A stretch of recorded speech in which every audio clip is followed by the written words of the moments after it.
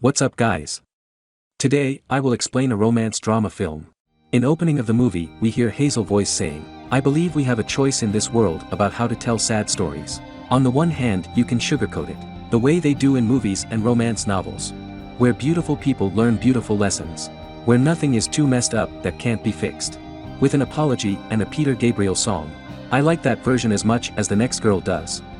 Believe me, it's just not the truth." It's just not the truth. This is the truth. Sorry. 17-year-old Hazel Grace Lancaster reluctantly attends a cancer patient support group at her mother's behest. Because of her cancer, she uses a portable oxygen tank to breathe properly. In one of the meetings, she catches the eye of a teenage boy, and through the course of the meeting she learns the boy's name is Augustus Waters. He's there to support their mutual friend, Isaac. Isaac had a tumor in one eye that he had removed, and now he has to have his other eye taken out as well. After the meeting ends, Augustus approaches Hazel and tells her she's beautiful. Always. What's your name? Hazel. And what's your full name? Hazel Grace Lancaster.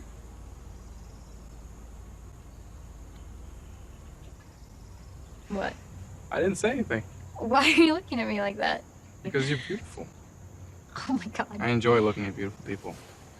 Yeah, that's great, but I am not Hey guys, beautiful. I like it when you say it. Okay. Always. Always. What's with always? Always is like the thing, like they'll always love each other and whatnot. Always? They probably texted always to each other like 14 million times this year. Let's go watch a movie. What? Huh? This week we could. No, I mean now. You could be an axe murderer. There's always that possibility. Come on, Hazel Grace. Take a risk. I don't... Really? That is disgusting. What? What, do you think that that's cool or something? You just ruined this whole thing. The whole thing? Yes, this whole thing. Oh, man. Ugh, you were doing really well, too. And yours is, even though you had freaking cancer, you're willing to give money to a corporation for the chance to acquire even more cancer? Let me just tell you that not being able to breathe sucks. It totally sucks. Hazel Grace, they don't actually hurt you unless you light them. I never lit one. But you never give the power to you. I've made plans with Augustus Waters.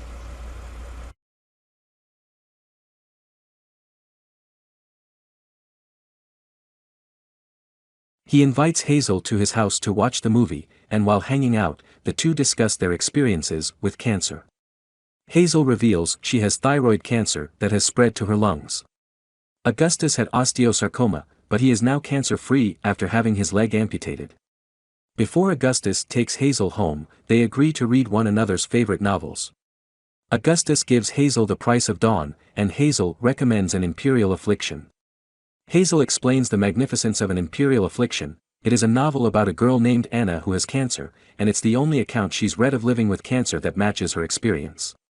She describes how the novel maddeningly ends mid-sentence, denying the reader closure about the fate of the novel's characters.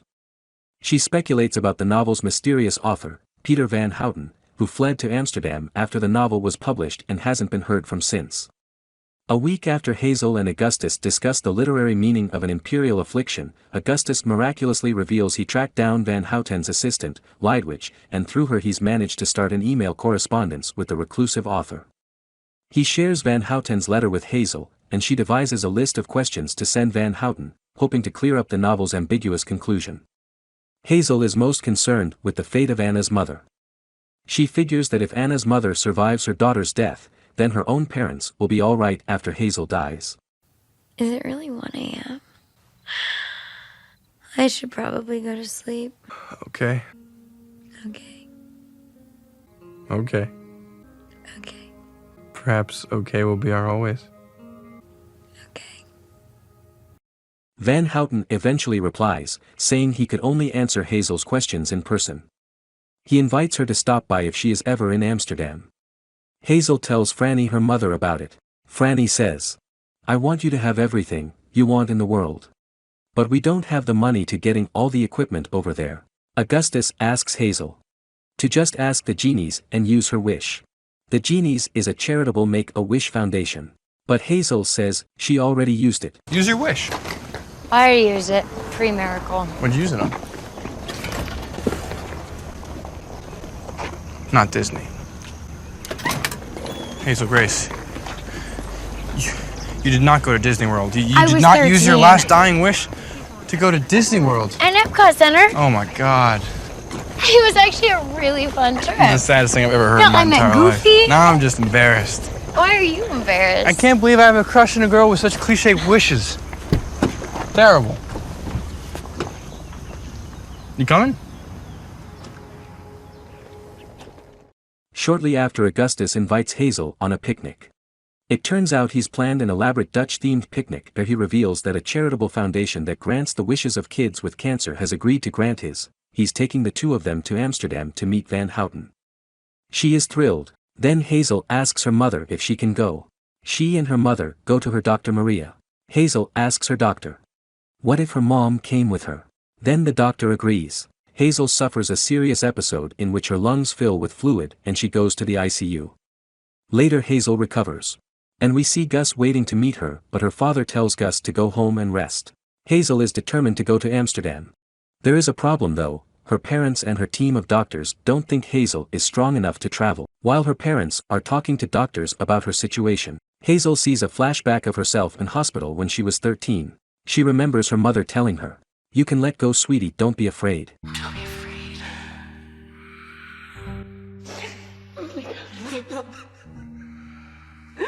I'm not gonna be a mom anymore. I have a question. Yes, Hazel. Can I still go to Amsterdam? That would not be wise at this juncture. Why not? Is there any way we can make that trip happen? It would increase some risk. This is an opportunity that I may never get again. Ever. If the medication is working, I don't understand why. Perhaps there's a scenario. No. I don't know any other way to say this, Hazel. You're just too sick. I'm sorry.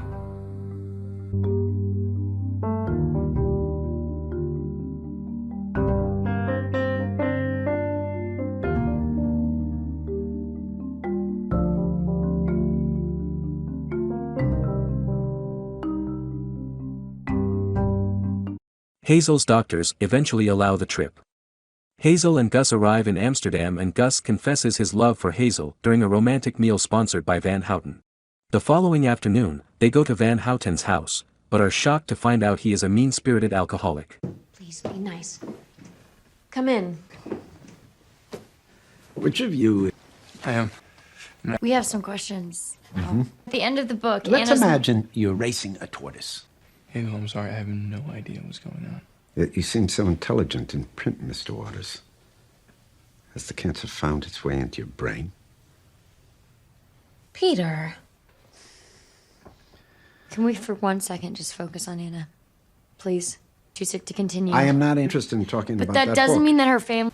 I said I'm not interested. But you promised! Nothing happens. They're fiction. I But- can't do this, Lady But Vi. it's impossible Will not not to imagine indulge what... your childish whims. I refuse to pity you in the manner in which you're accustomed. Pity, I do not want your pity. Of course you do. Like all sick kids, your existence depends on it. You are fated to live out Peter. your days as the child you were when diagnosed, a child who believes there is a life after a novel ends. And we, as adults, we pity this. So we pay for your treatments, your oxygen machines. Peter, you that's enough. are a side effect to an evolutionary process that cares little for individual lives. You are a failed experiment in mutation. Listen, douchepants. There's nothing that you're gonna tell me about my disease that I don't already know. Okay, I came here for one thing and one thing only. That is for you to tell me what happens at the end of this damn book. I can't tell you. Bullshit. Can't. Make something up! I want you to leave.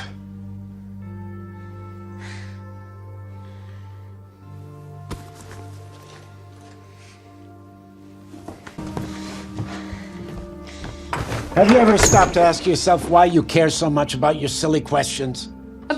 Yourself.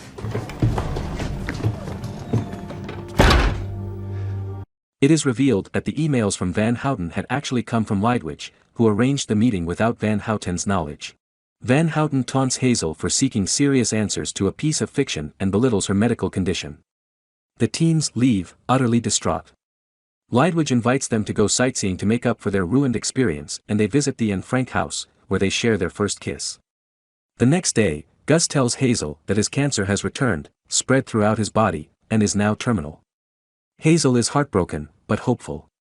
After their return to Indianapolis, Gus' health only continues to deteriorate. Gus invites Hazel and his best friend Isaac to his pre-funeral, where they deliver eulogies that they have both prepared. Hazel tells him she would not trade their short time together for anything.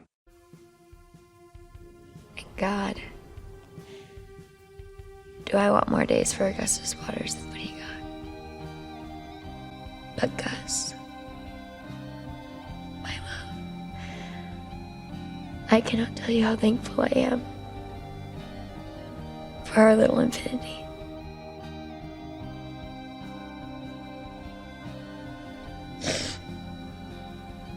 You gave me it forever, within the numbered days, and for that I am eternally grateful.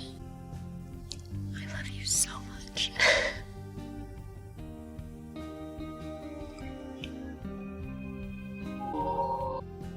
Augustus Waters died 8 days later in the ICU, when the cancer, which was made of him, stopped his heart, which was also made of him.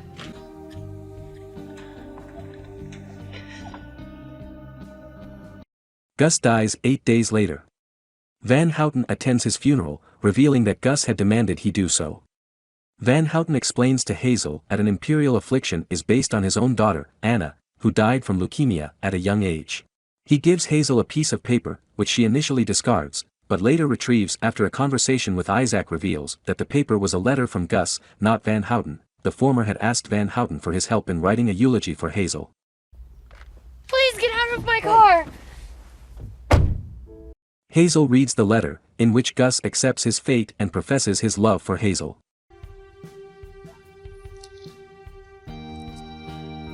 Mr. Van Houten, I'm a good person, but a shitty writer. You're a shitty person, but a good writer. I think we'd make a good team. I don't want to ask you for any favors, but if you have the time, and from what I saw you have plenty, please fix this for me. It's a eulogy for Hazel. She asked me to write one, and I'm trying. I could use a little flair. See, the thing is, we all want to be remembered. But Hazel's different. I bet. Hazel knows the truth. She didn't want a million admirers, she just wanted one. And she got it. Maybe she wasn't loved widely, but she was loved deeply. And isn't that more than most of us get? When Hazel was sick, I knew I was dying, but I didn't want to say so.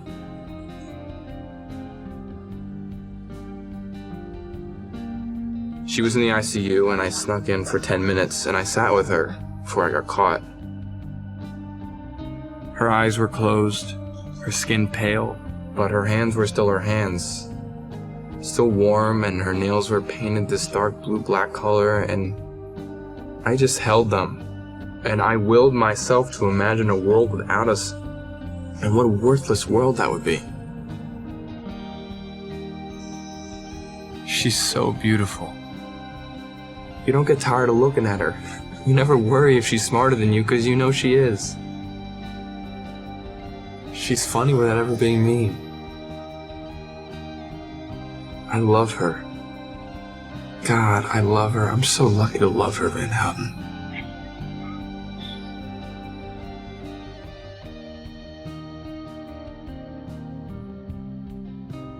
You don't get to choose if you get hurt in this world, but you do have a say in who hurts you. And I like my choices. I hope she likes hers. Okay, Hazel Grace? Okay. Okay guys, see you next time, or you can watch my other videos.